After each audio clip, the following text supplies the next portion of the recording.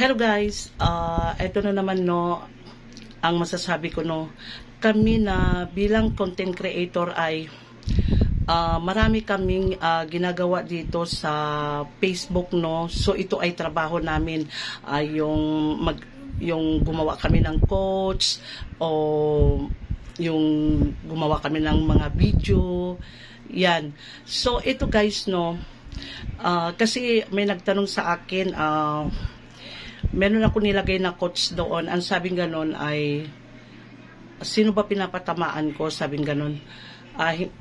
Guys, wala akong pinapatamaan sa mga quotes na nilalagay ko dyan. No? So, yan ay mga trabaho namin na mga bilang content creator. So, kami ay gumagawa, parang may pinapatamaan kami, ganun. Pero yan ay mga gawa-gawa namin yan.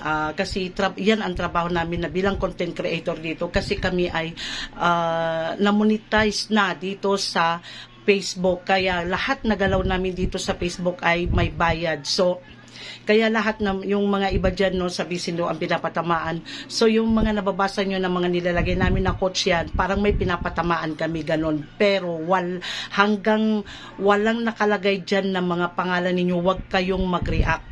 Basta walang nakalagay na mga pangalan nyo kung sino yung pinapatamaan namin na ganyan, huwag kayong mag-react.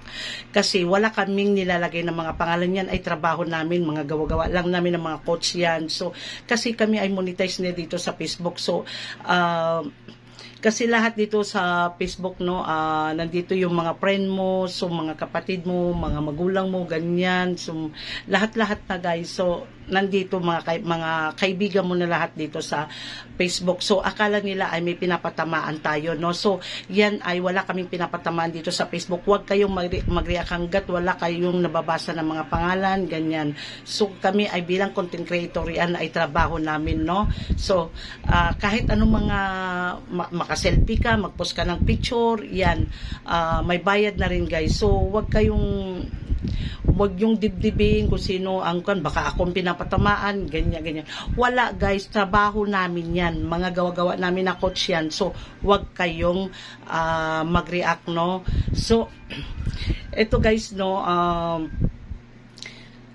marami kasi yung mga nag-iisip no, so may nag-comment sa akin, sino ba pinapatamaan mo, ganyan. So wala akong pinapatamaan no, hanggat walang mga nakalagay na pangalan dyan o mga name mo na kung ikaw ang pinapatamaan, wag kayong mag-react.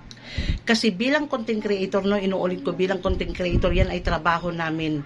So lahat ng mga ginagawa namin dito sa Facebook, mga selfie, mga video, yan, mag-post ka ng quotes, yan, mga trabaho namin yan. So, huwag kayong mag-react, guys. Huwag nyong isipin kung kung sino-sinong pinapatamaan, no? Okay, guys, maraming salamat. Huwag nyong kalimutan at mag-like at mag-comment sa aking video. I love you all.